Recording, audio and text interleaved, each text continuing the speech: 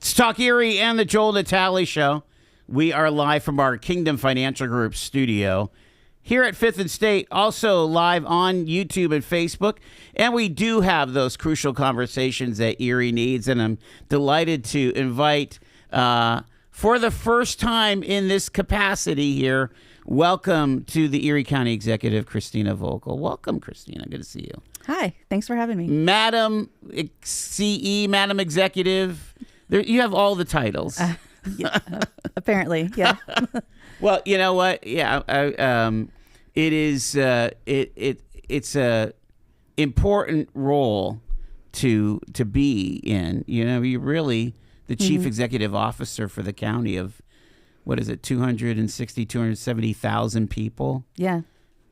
That's a big deal. It is. And I don't think you really can appreciate it until you're in it, right? Even though I feel like, I've been running for the position for a year, I did or whatever. But it is I have a lot of gratitude actually for the position itself and just serving the people of Erie County. I always used to say when I was a supervisor in my previous job at the insurance company for 9 years, there's so many decisions that have to be made. Someone has to make it, but most of them are not that. Other people have kind of laid the foundation, and that's true with this, right? You're signing, things that have been done for 20 years. You're just doing the next iteration of that. So far, and putting people on boards and giving support for things, and there is a lot of kind of administrative functionality of what happens as well. The county executive role is often compared with the city of Erie mayor role. And they're two very different organizations, aren't they? Yes. And I think most recently we've talked about the idea where the mayor's primary purposes are like this public safety, public works thing. And the county executive's primary purposes, at least the county government's primary purposes, are the courts and the social services and the pass-throughs from the feds and from the state. There's a lot of different agencies and a lot of different departments at the county. Right, and that are very diverse, right? Yes. So you have the library and you have the courts, you have drug and alcohol, and it's a lot of pieces, the prison, public safety. There's just a wide variety of agencies that touch, frankly, everybody in some capacity, throughout their lives. They just aren't roads. They aren't, all those types of things that the mayor and that's no different than Mill Creek and Harbor Creek. Sure. And all the other ones are dealing with too. Do you feel that it would be easy to always just defer to the department heads and kind of, be the cheerleader? I think that depends on what the goal is. Right now, I'm still learning a lot about what's happening in each of the departments. And in a lot of the areas, people have been there for decades. And so obviously I'm not going to come in with any advanced knowledge that's going to be superior to what John DiMatteo knows, right? And so, yeah, in some of those departments, I absolutely would defer to them and listen to what they have to say and just, move the ball forward a little bit more. Doesn't that put you in a tough position, though? Because in the end, if something goes south, let's say, in the prothonotary department, and I'm just kind of throwing one out here. Throw them under the throw them under. No, you end up having to take the heat, even though, like, hey, I'm just learning what they do. You know what I mean? Yeah. It's one of those deals. It's kind of a tough place. Not to build all kinds of sympathy for you, but it is a tough place. It is a tough place, and I think that is why you don't see the number of people that run as you would expect to run. In a regular ongoing election.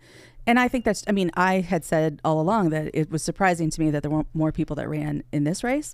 And it is a lot of work and a lot of responsibility and a lot of criticism, right? Just being honest, especially in today's day and age, that you have to be willing to accept and continue moving forward and, work through. Have you, have any of the themes from the campaign swung over to, now that you're in kind of your first 100 days? What do you think are the main kind of the goals right now? What are you trying to check off your list? Yeah, I mean, so there's some things that I call them low hanging fruit. Some things that I just feel like need to be finished, need to be undone, or whatever you want to, however you want to say it. And one of those, we actually, the RFP for the cafe went into the paper on Monday. So tell me the background on that. Yeah. So during the Dahlkemper administration, they had put a cafe into the bottom of the courthouse. I think I ate there a couple times when I was on jury duty. Yeah. And it's a nice little space that has tables and chairs. It's a place where people could go. And then there was, food options there, very simple, that were available from, 8 to 2-ish or whatever. Okay. And Brenton, when he was the county executive, decided that he was going to put a gym there. So they closed the cafe, but there was no progress done to make a gym. It looks like a cafe. There's tables and chairs there. Okay. The equipment's there. And for me, like, I heard this throughout the campaign that people that were working at the courthouse or that came to the courthouse for jury duty really missed that option, especially it's cold right now, right? They don't want to leave if there's something there. And so when I talked to facilities, it was going to be a very easy lift to make that happen. I mean, most of the equipment is sitting there and the tables and chairs are sitting there. And this is not going to be, a fine dining establishment. We're not going to put an oven in. It's not going to be a Donato's. Like, it's just going to be. I was going to say, you're bringing your knowledge base to bear, huh? A little bit. I mean, and so after that went out, I did have people, because I, have a restaurant, that have reached out to me like, hey, tell me more, And I think we'll get some good options, but this is going to be salads and wraps. Soups and it's very basic options, but things that will be available for the people that work there and can't get out and want to have something quick, coffee, whatever. I mean, how many people do work at the courthouse? Well, I think there's 500 between the courts and everybody that's there, and not to mention the people that churn through, right? Sure. Yeah, it's a. I mean, that would be enough to maintain. Correct. I just remember, I remember getting a coffee first thing in the morning, right? And there was a line. Yep, yeah. I think it's 560 is the number I saw. Wow. Yeah. It's a lot more than you think in a confined space where there's no other options. Neat. Yeah. Okay. Interesting. I wonder why the gym never came to bear. I don't know. So that's a low hanging fruit. Are there other ones that kind of take immediate action there? So the other one that's going out this week actually is a bid for the land in Fairview and Pleasant Ridge. At some point, there may be a higher and better use for that land. In the meantime, it's just been sitting there for 3 years. I'd like to get that farmed again. And I talked about that during the campaign. Yeah. I would welcome people from Girard and Fairview that have ideas of what they would like to see that, become at some point down the road. To say these are kind of things that we would like to see with that land out there. If we have thoughts on whatever that, I mean, I'm just literally a market or whatever that they. Yeah. I mean, it's a lot of acreage, though. It is. And there is a primary infrastructure going through sewer, water. Mm-hmm. It's across from Pleasant Ridge. So you wouldn't rule out that the highest and best use could be economic development? No, I mean.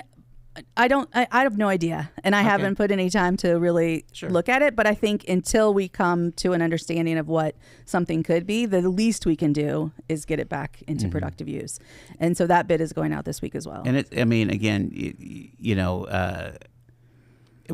it's like 160 acres or something. It's a lot. It is a lot, yeah. And so you may not want to activate all of that, but there might be a slice that you could activate. Right. Because, if you talk to Tina and Jean, they're always looking for 50-acre lots. Right. That's what is the base. Well, and I think as time goes on, the sunflower fields that were in Girard, how that was such a big deal. Is there another potential use, not necessarily sunflowers, but I mean, I think there's going to be some interesting things that happen in the next couple of years, and maybe that will lead to a conversation that we can do something else with it. But again, until then, I think we need to just kind of farming it, getting it back to productive use. Just not sitting there doing nothing. Yeah. All right, so you're putting an RFP out for that as well. So is that how typically this stuff happens, where you're requesting proposals, and they get channeled through whom? Through administration? Through through the procurement, they'll have like a committee that will go through and they'll open the bids. Well, so the RFP is for the cafe. It's actually a bid that's going to be for the land, and then those will happen in the next month or so. Gotcha. Yeah. The since what was it, the 5th that you were inaugurated? Yeah. Have you been traveling around the county at all? I have. I mean, yeah, I've been doing a lot still. I'm going tonight after this to the chamber event, and then I'm going to bingo, the Trinity Club. Nice. So I'm still trying to be around and see people and Sure. hear what's. It'll what be the concerns easier are. in the summer with all the festivals and things to get out there. But you kind of did that last year. I did, yeah. I mean, it just kind of doesn't stop. No. But at least you can do it during the day now, Yeah, that's true in some respects. Who's running the store? I mean, I have a lot of employees that have been there a really long time, and they're running it. As a business owner, there are some things that I am cognizantly aware that I'm behind on with the stores. One of those being, 1099s are due at the end of the month. Oh, God. And you do. I do. That's right. That's you right. do your own taxes. Yeah. So there are some things that my. I need to figure out how to do late at night still. And I'm behind on getting back to people on some people that want to come and do fundraisers and things like that. Right. There's only one of me, sadly. Yeah. This will be that kind of that churning through moment for you, but you'll figure it out for sure. We're talking to the county executive, Christina Vogel, here. Let's take our first break. When I come back, I'm going to talk to you about this data geek thing that you're all about, because I'm interested in what you're learning as you dive into the data. Okay.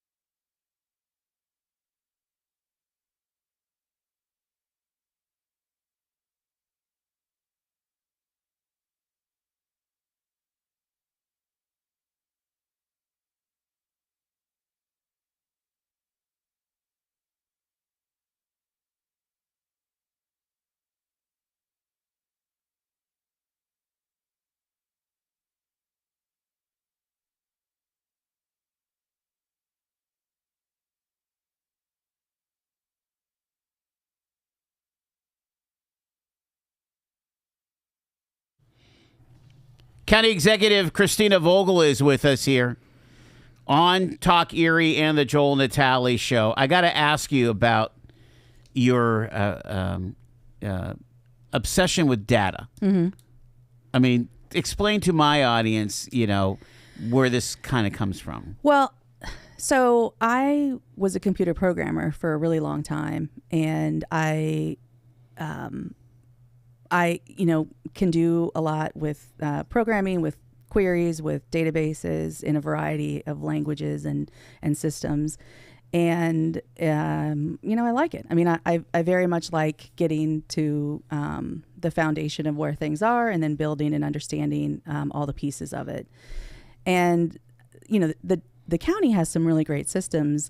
You'll have to ask me in a month because I'm just now getting into, they're just giving me access. I was going to say, you just got your username and password. Right. So I can't give you a really good assessment, but I promise February. They have that whole GIS for the geography, right? Right, yeah. And they have InPlan, which is what, a lot of like Infinite Erie and the Redevelopment Authority and all these different groups come and get the data from the county. And so the county really is the heart of a lot of these pieces. And InPlan, I just literally got access today, so I can't tell you anything. So when you right before the election, October 1st, the budget gets sent to council.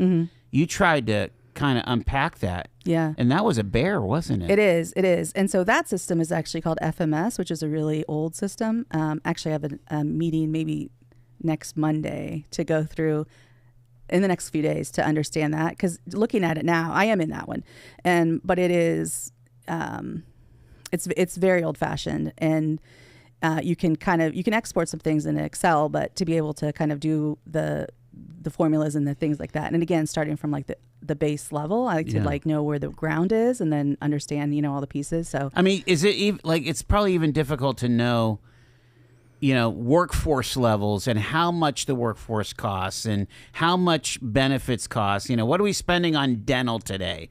I mean, well, that is actually easier. That would be easier to get you because it's broken out like that. And so, but then don't you have to collate it from all the different departments though? No, because it will roll up to that. Okay. Yeah. So some things are easier than others. Yeah. Mm-hmm. I mean, when you're a business person, you do flash reports. You want to see how profitable you are this month, right? Yeah. And when you're dealing with what is it, a $700 million organization? 535. 530. Yeah. Okay, little yeah. better. But you know what I mean? Yeah, well, absolutely. And I think too, for me, what I always found frustrating just from the PDF that you would get right from the budget.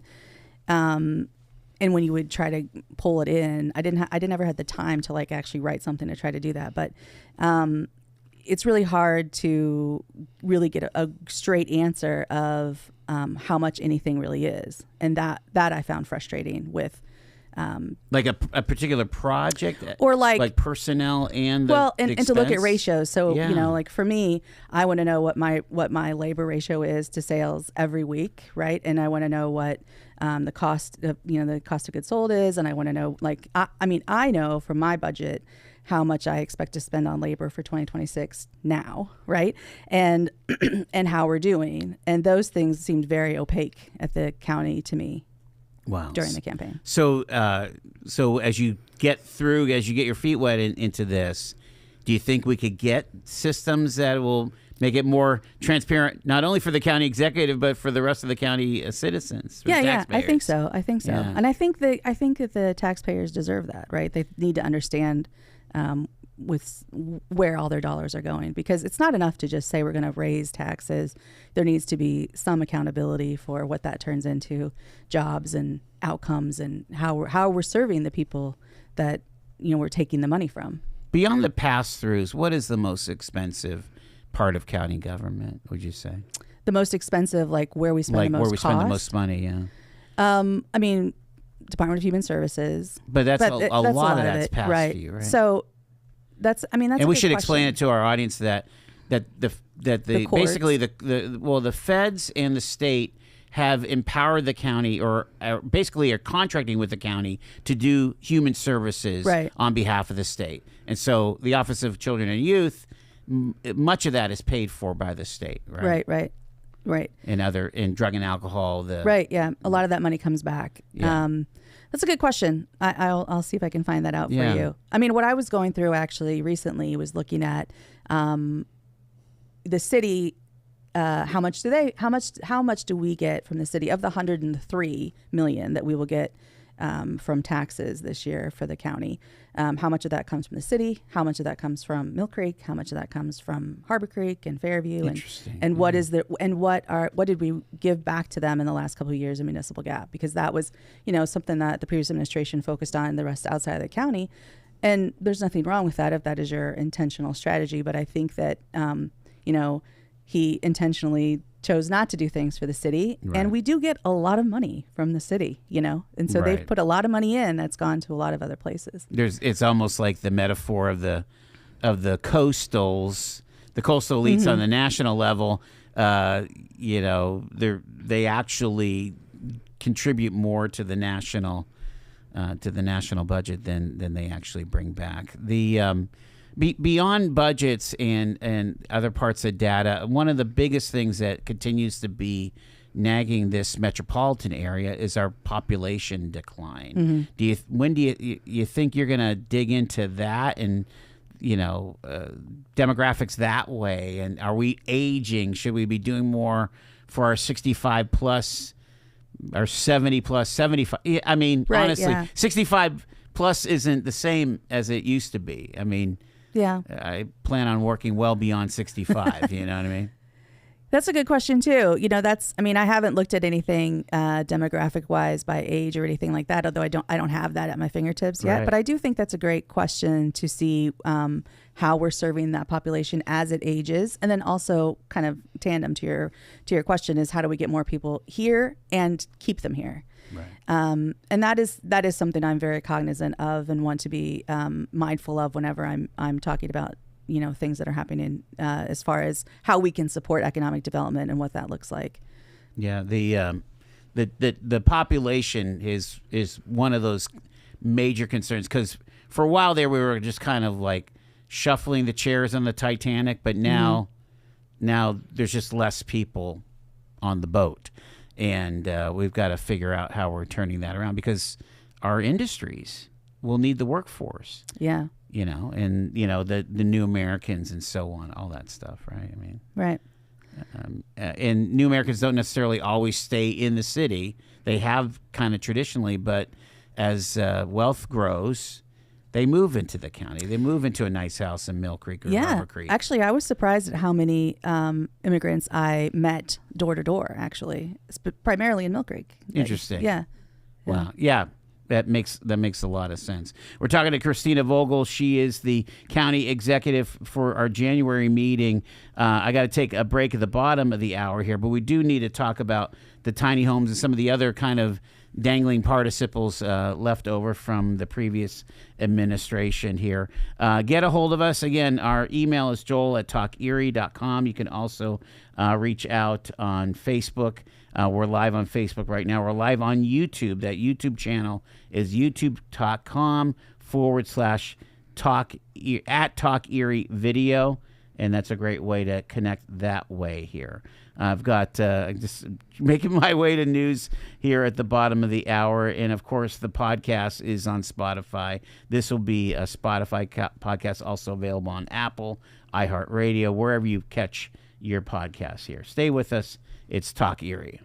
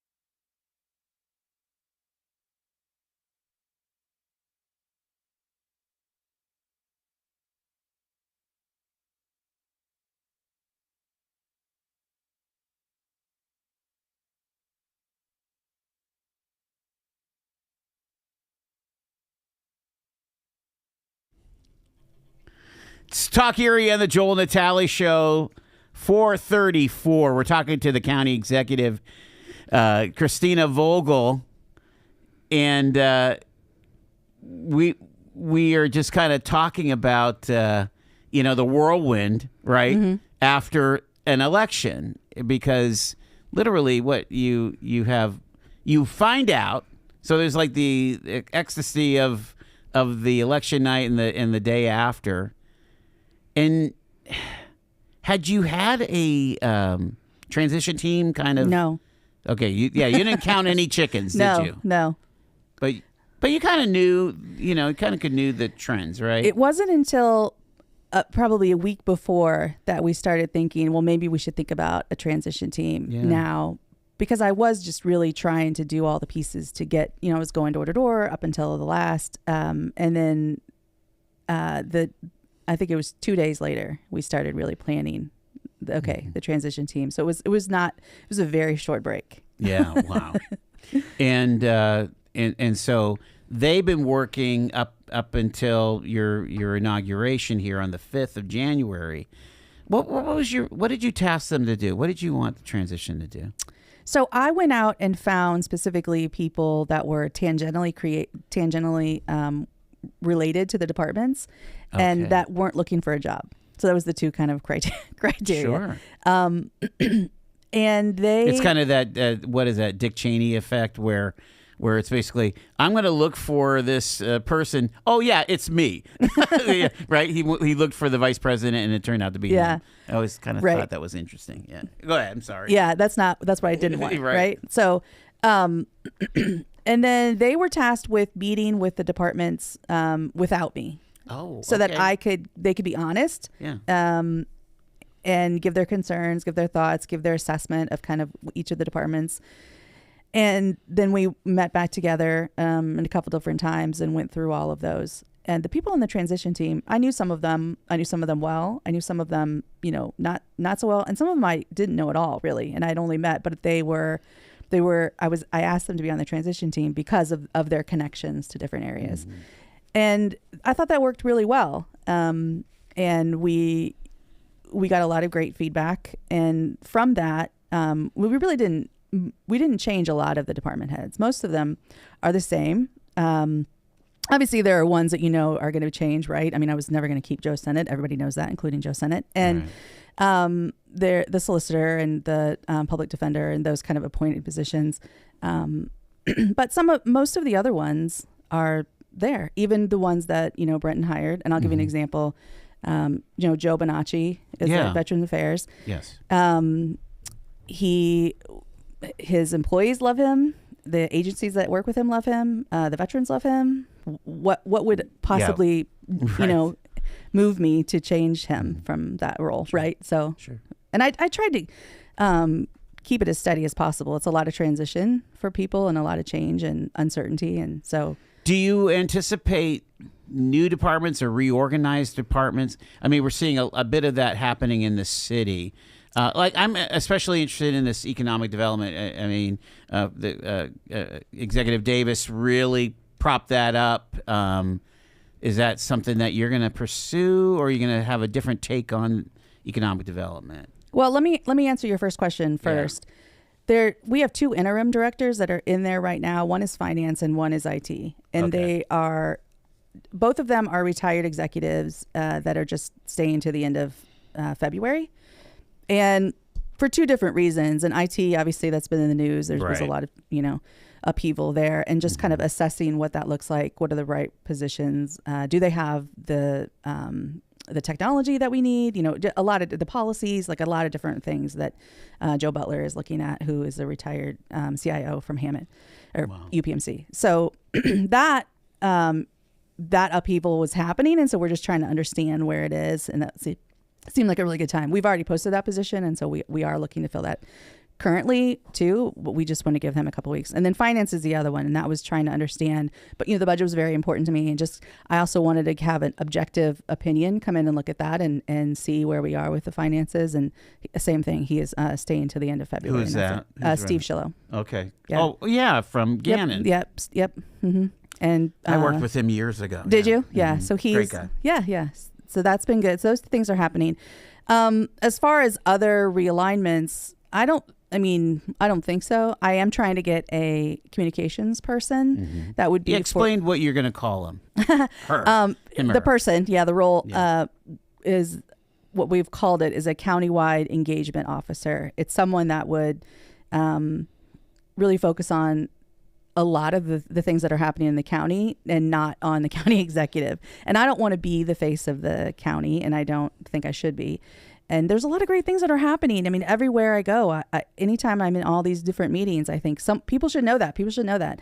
And right now, you may have noticed that the Facebook page for the county has not been updated. Part of that is because that person left. And I'm trying to wrap that position into this role as well, so that we can pull in a couple of different empty positions into one. And that would focus on the entire county. Okay. Yeah. I got to get that through council first. Right. Yeah. So, speaking of council, they met? They've met at least once, right? Did you go, or what's your plan? Are you going? Yeah, I'm going. We specifically asked all the department heads to reach out to their liaison and to get them engaged in a way that they hadn't been previously. And we've been inviting them. We took a tour of the prison. Chris and I did. And the warden gave us that tour. We had a couple of council members that came on that tour. Public safety, we're doing the same thing. A lot of the library construction we're doing on Monday. Some of the council meetings are coming, members are coming to that. And we're just going to continue to do that and try to get them engaged and hopefully to rebuild the trust that has been kind of lost over the last administration. Also from the last administration, the tiny homes. And there's a question that our listeners are asking about. What is the status of those tiny homes? It's very timely, because I just had multiple meetings about this in the last few days. So there's 25 structures that are on that property next to the prison, or next to the Resilience Center, right? Yeah. 15 of them are tiny homes, and then 10 of them are 700 square feet. They're not actually tiny homes. And they're actually 2 stories. And a couple of things that we've been trying to advance. We did actually get the plans finally, so we re-engaged to get the plans done. I believe those are actually going to permitting at the city and BIU today. So we are moving forward on trying to get them permitted, to understand like how much it's going to cost, because they're very basic, right? There's no walls inside. There's no appliances. They're studded, but that's kind of it. And so once we know a cost, there is money that council had sent, to do this project, and ECRA also put $1 million in to work on this project. There is money that is there, and we're trying to understand what the costs are. And then at the same time, we're trying to understand what makes the most sense for them in terms of services that will be needed. What is the county's role? The county, as you had mentioned too earlier, there's specific functionality from the state. They will cover certain things and not everything. Okay. So there are pieces that the county could support, and then but not 25 and not all the time. And they have to be mental health or substance abuse related. And so we're trying to put all the pieces together. My goal is to have them functional by the fall, though. Okay, so by next winter. Were they meant to be? They're not meant to be permanent residents, right? They're supposed to be transitional housing, or. I think part of the problem was the lack of clarity and the amount of changes that were that happened throughout the previous time period, where they were going to focus on veterans, and they were going to be for the working poor, and they were going to be to help with transitional housing, and every time they changed that end goal, then everything connected with it changed. And so that kind of restarted a lot of the timing of why they are still sitting exactly where they are. Does the county have a role in the housing? I should say it 2 different ways. Does the county have a role in the homeless issue, and does the county have the role in the housing crisis? Because I think it's actually 2 very different issues. Well, honestly. The county definitely is in a role in the homeless piece, right? I mean, we do a lot of we spend a lot of money for UMA, for the Resilience for Center. the Resilience Center, for community shelter services. We expend a lot of money for those to help with that. But that's really our role, is to pay providers. That's why we get the money from the state and federal government. So we're involved, and we do have a capacity, I think, to help in if we can make it all work in that. The county does not have a housing function, and that is really not our lane, I would say. Yeah. And nor do we, I think, anybody of the taxpayers want that to be our liability. Sure. To take that on. But and this kind of leads. But back there is into this land bank that's out. Yeah. The county land bank. But that's its own authority. Okay, and the gotcha. city has their own. And Yeah.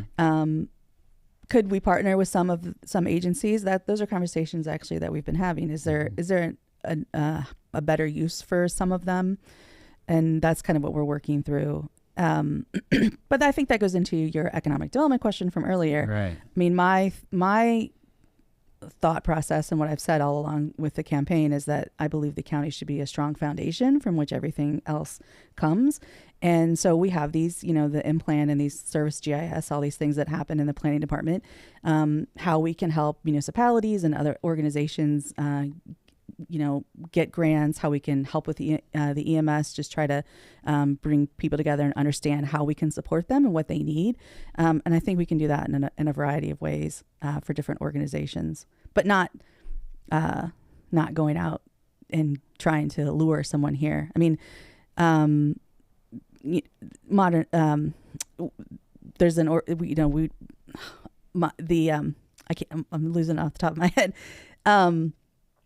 85% of new jobs are from growth, and that's what I think we should focus on, and that's what I've said all along. And there's a press release coming out that I don't know if it was in today or if it's going in tomorrow. I don't want to steal the thunder about increasing jobs, and that was my quote, was that we are here to support and help with growth.